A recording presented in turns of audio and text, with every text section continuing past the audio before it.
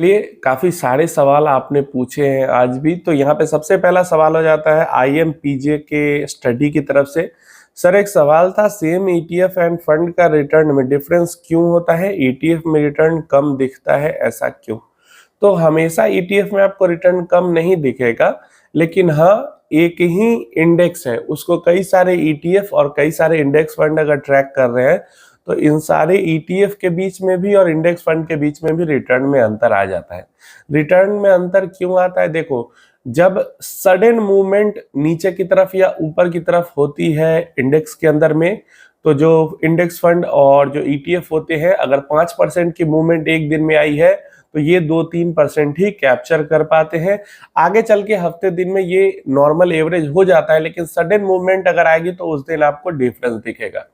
इसके अलावा अब इंडेक्स फंड या ETF जो है उसको इंडेक्स को कॉपी करना है और 100% एग्जैक्ट कॉपी कर लेना, ये थोड़ा सा मुश्किल हो जाता है। 100% कोई भी इंडेक्स या ETF कॉपी नहीं कर पाता है और 1% भी इधर से उधर एलोकेशन होता है तो उसका असर रिटर्न पे दिखता है। तो 50 ETF इंडेक्स फंड है तो 50 कॉपी कर रहे हैं तो थोड़ा बहुत तो इधर उधर होगा एलोकेशन में, तो इस कारण रिटर्न में थोड़ा बहुत इधर उधर का अंतर आ जाता है।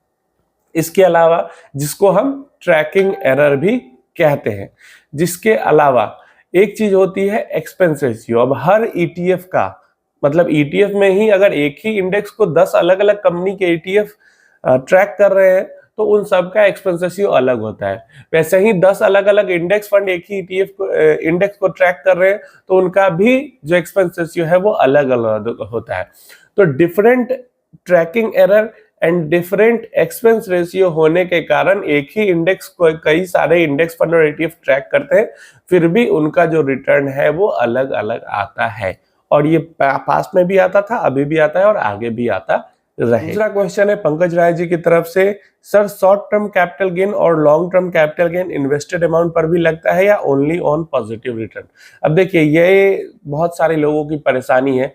देखिए, जो आप पैसा इन्वेस्ट करते हैं, क्लियर है, और उसमें जो भी आपको प्रॉफिट बनता है और प्रॉफिट बनने के बाद आप जब पैसा निकालते हैं, जिस फाइनेंशियल ईयर में जिस साल आप पैसा निकालेंगे, उस साल जितना प्रॉफिट रहेगा, निकाला गया जो पैसा है उसमें जितना प्रॉफिट का पैसा है उसी पे टैक्स लगेगा। अगर एक साल से कम में ही आपने निकाल लिया तो शॉर्ट टर्म टैक्स लगेगा, एक साल से ज्यादा में निकाल लिया तो लॉन्ग टर्म लगेगा। लेकिन मान लो आपने 1 लाख रुपए इन्वेस्ट किया और उस पर 10,000 ही प्रॉफिट बना, तो उस 10,000 पे ही शॉर्ट टर्म या लॉन्ग टर्म जो भी जिस भी कैटेगरी में वो फॉल करेगा वो लगेगा। और अगर आप लॉन्ग टर्म कैटेगरी में फॉल करते हो तो लॉन्ग टर्म तो और 1.25 लाख तक अप टू तो टैक्स फ्री ही है। तो ये चीजें आपको समझनी चाहिए। कोशिश करो कि लॉन्ग टर्म में ही फॉलो, शॉर्ट टर्म में फॉलो, शॉर्ट टर्म में ज्यादा टैक्स लग जाता है। नेक्स्ट क्वेश्चन हमारे पास आ जाता है सीन सैन वाई, बहुत बड़ा नाम है, आप पढ़ लेना। भैया, how is SBI magnum mid cap fund? तो SBI magnum mid cap fund काफी अच्छा फंड है। SBI के लगभग फंड्स की मिड कैप हो गया, कॉन्ट्रा हो गया, 2018 के बाद 2018-19 के बाद इनके फंड्स अच्छा करना शुरू हुए थे और अभी तक अच्छा करे। चाहे कॉन्ट्रा फंड ले लो, चाहे मिड कैप फंड ले लो, ये सब फंड।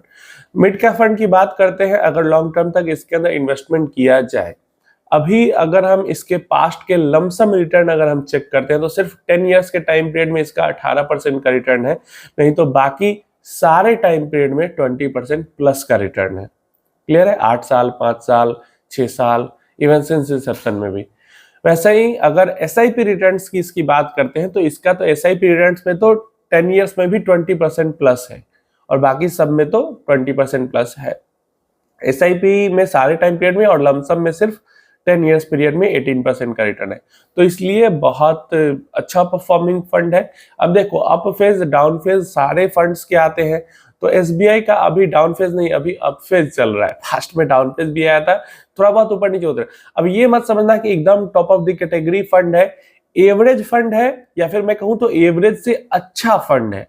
और जो एक मिड कैप फंड से रिटर्न की एक्सपेक्टेशन होती है आपका, अगर 16-17% तक का एक्सपेक्टेशन है तो उससे बेहतर ये परफॉर्म जरूर कर देगा। आने वाले भी 10-15 सालों में एक्सपेक्टेशन को आपकी पूरा जरूर कर देगा। वैसा ये फंड है जो इसकी पास्ट परफॉर्मेंस से हमें समझ में आती है। मिड कैप कैटेगरी के लिए one of the best fund जरूर हो जाता है और डेफिनेटली किया जा सकता है, लेकिन अपनी एनालिसिस करके इन्वेस्टमेंट करना, अपना जो फाइनेंशियल एडवाइजर उनसे पूछ के करना या अपनी एनालिसिस करके करना, यहाँ पे किसी तरीके का कोई रिकमेंडेशन नहीं है। नेक्स्ट हमारे पास आ जाता है क्वेश्चन पिनाकिन क्रिश्चियन जी का। Sir quant small cap fund में एसआईपी चल रही है 3 साल से, क्या चेंज कर दूं? यही तो सबसे बड़ी दिक्कत है भाइयों आपकी, कि आप अगर एसआईपी 3 साल से चला रहे हो तो भी, या फिर आपने अभी 1 साल पहले एसआईपी शुरू की है तो भी।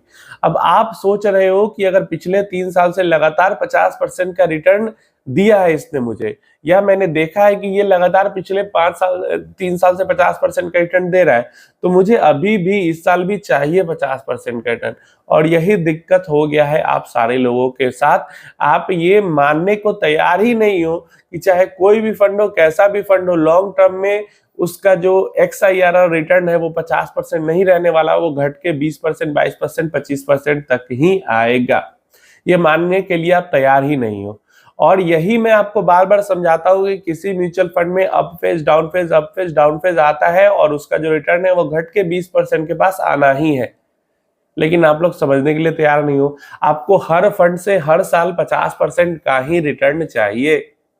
अब मानो क्वांट ने 50% का रिटर्न दे दिया पिछले 3 साल में, तो उसने 150% का रिटर्न दिया, और फिर 20-25% के अकॉर्डिंग इसको कैलकुलेट करो कि आगे कितने सालों तक का रिटर्न दे चुका है और कितने सालों तक ये रिटर्न नहीं देगा तो भी इसका जो एवरेज XIRR है वो मेंटेन रहेगा। तो ये आपको समझने की कोशिश करनी चाहिए। आप लोग परेशान हो जाते हो बिल्कुल बिना किसी रीजन के। डेफिनेटली मैं अगर होता तो मैं तो एग्जिट नहीं करता फंड को, मैं तो डेफिनेटली इसके साथ, और खासकर जब आप 3 साल से हो बने हुए तो पहले ही आपके अच्छे खासे रिटर्न बन चुके हैं और काफी हाई XIRR या फिर CAGR, जो भी, अगर आपने एक बार इन्वेस्टमेंट किया होगा तो CAGR होगा, SIP चल रही है वैसे आपने बोला है तो XIRR में होगा, तो आपको हाई रिटर्न्स तो दिख रहे होंगे। और जब इस फंड के अच्छे समय के साथ अच्छा टाइम चल रहा था इस फंड का, तो आप इसके साथ जुड़े हुए थे, और थोड़े टाइम के लिए फंड का या तो कहो खराब टाइम चल रहा है, या फिर कह सकते हो कि फंड ने जानबूझकर यहाँ पे फंड थोड़ा अपनी होल्डिंग के साथ कॉशियस हुआ पड़ा है, तो यहाँ पे आप परेशान हो रहे हो।